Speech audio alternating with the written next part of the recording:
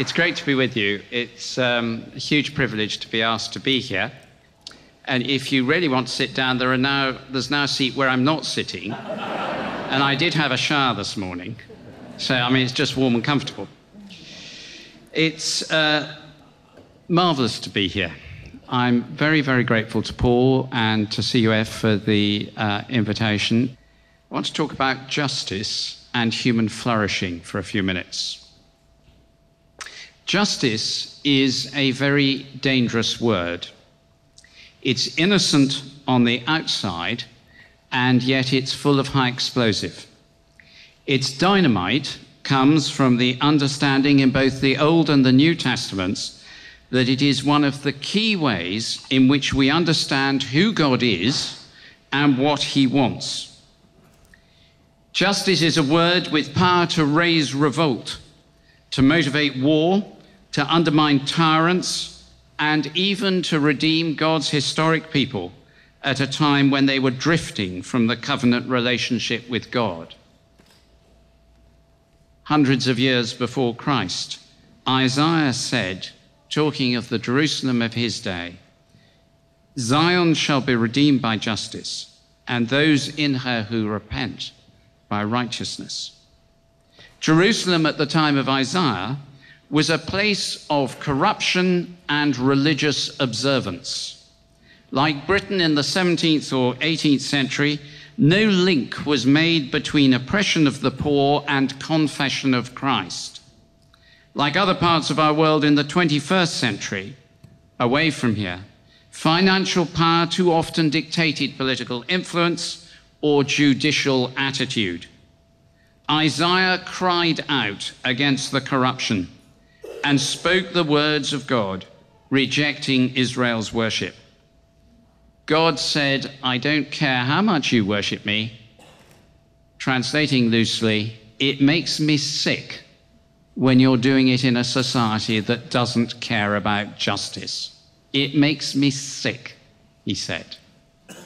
And actually, he says the same to the church today. When justice is not at our heart, our worship makes him sick. And I need to remember that, and that's something I've had to learn, and we all do. Justice cannot be replaced by religious observance or pious comment. It is a word that holds a concept which is ultimately powerful for good or ill. A few years ago, when I was doing some work in the Democratic Republic of the Congo, in the eastern part where the fighting's going on, I remember being astonished in church on a Sunday, packed church, hearing people saying what they wanted was justice. Their town was besieged. People were being attacked, but what they wanted was justice. Because without that, they saw there could be no human flourishing, no development, no hope. And in the New Testament, justice is a word with spiritual power. The cross of Christ is about justice and love, meeting and embracing. Through Jesus, God justifies every human being. And so because Jesus is God, the crucified God, justice for sin is satisfied and love is lavished upon human beings. Without the cross, either justice is denied or love is unavailable. The trouble with justice, though, and why it's such a dangerous word, is that too often, almost invariably, it is the justice of the powerful, which is not justice at all, of course. And that is the point that Isaiah makes. There was justice in his time in one form. The courts operated, judges decided, but they decided for class and money, not for truth and the common good. Justice redeems a society because it delivers people from slavery to their own desires and to their own decisions. It delivers them from serving anything except God. A nation experiences the redemption that justice brings when its people are liberated to live for one another on a system that affirms that self-giving is better than sole advantage. The cry for justice by a church, by any church, is a cry for a redeemed society, a society that is free of mere self-interest or class interest or financial persuasion, a society that is free for human beings to flourish. Justice is based on the nature of God who is just. When there is injustice, we are enslaved in one way or another. Yet justice, as I've said, is explosive. When it explodes uncontrollably, it often ends in violence. It is the cloak for atrocity. It simply replaces one slavery with another. So it has to be combined with something else to keep it pointing in the right direction. And that is the common good, or what Jeremiah calls welfare. God spoke to Jeremiah and said to him, "Seek the welfare of the city where I have sent you into exile and pray to the Lord on its behalf. For in its welfare you will find your welfare." Jeremiah 29, verse 7. Another absurdity. Israel had been taken into exile, and the exiles asked Jeremiah, "What should we do?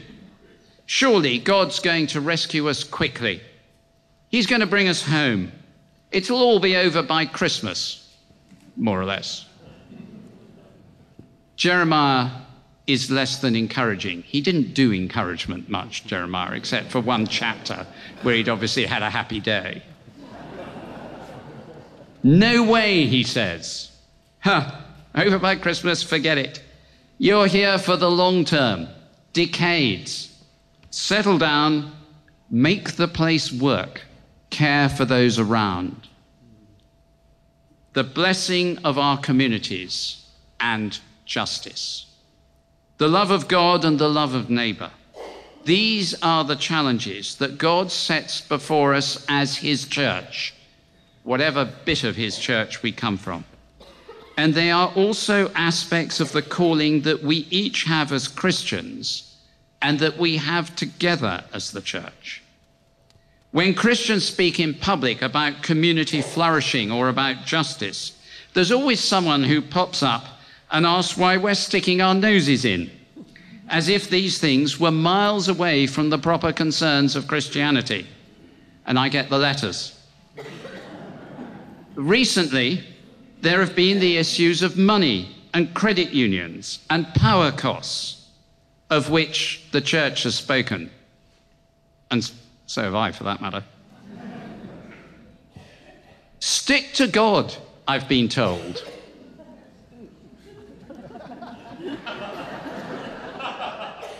So I do.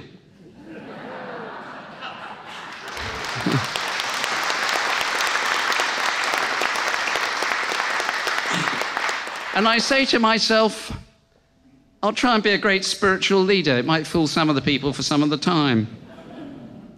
And I go back to the scripture, and I see this passage that says, love God. And I think that's good. Stick to God. And then Jesus goes on and says, love your neighbor. If we're going to stick to God, we find God saying, love your neighbor.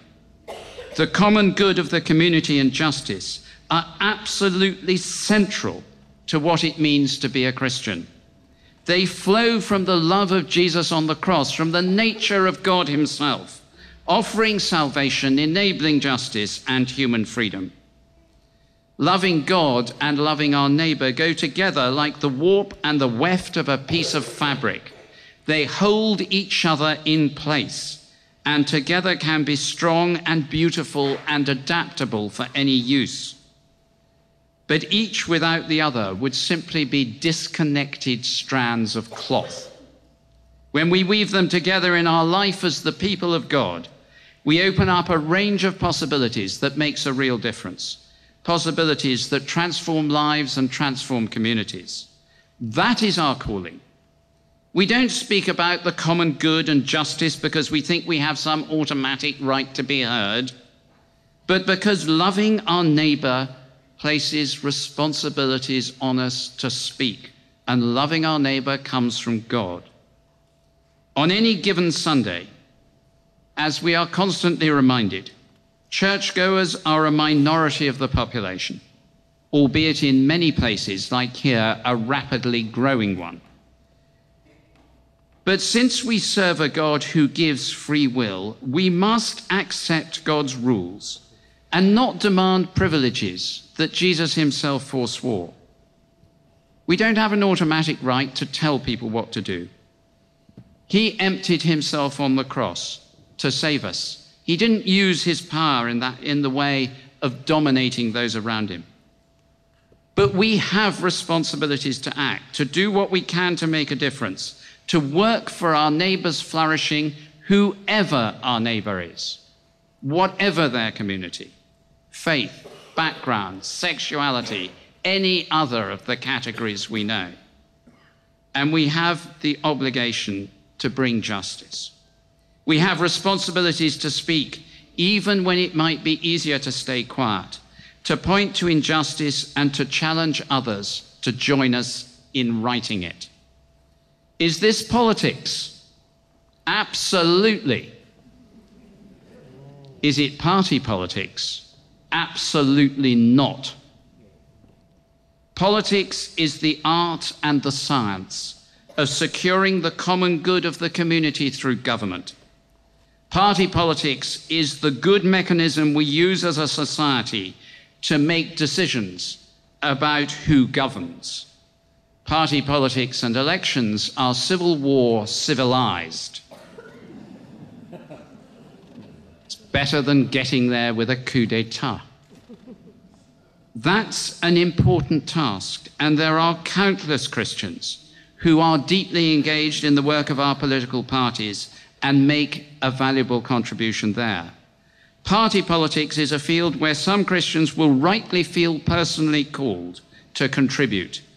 Politics in general is something from which none of us should seek to escape participation if we respond to the character of God. The consequences, among other things, involve sharing Jesus Christ's concern for the poor and the marginalized, building communities where we recognize our responsibility to one another.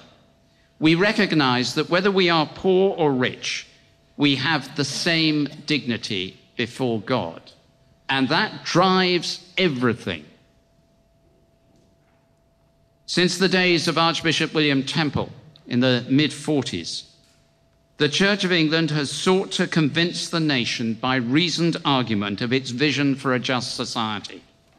The post-war changes were in large part, the post-war changes that brought in the welfare state were in large part the brainchild of Beveridge, Tawney and Temple, close friends, working from their Christian understanding of society.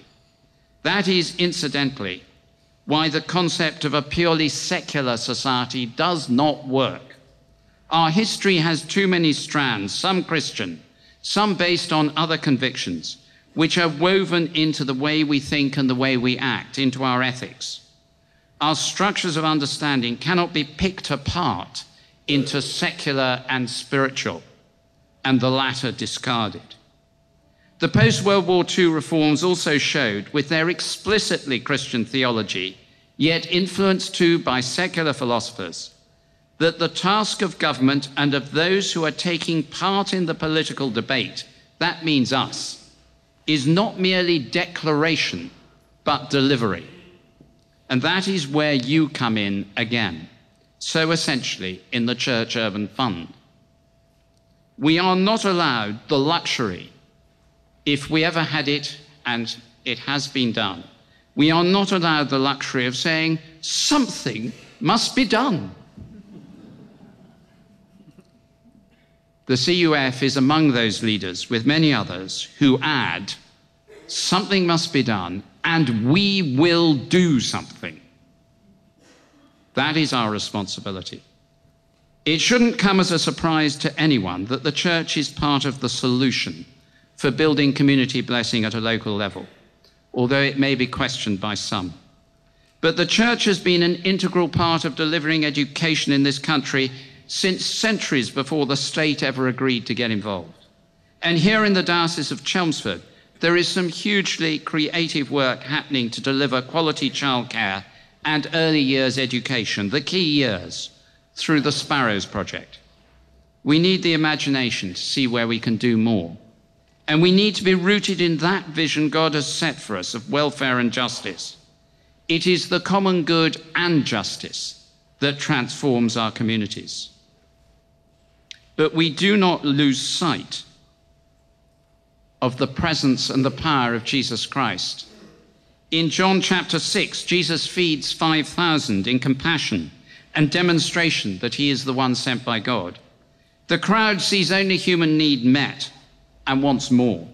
His answer is to point them to the life that comes from God through him, life flourishing now and life eternal.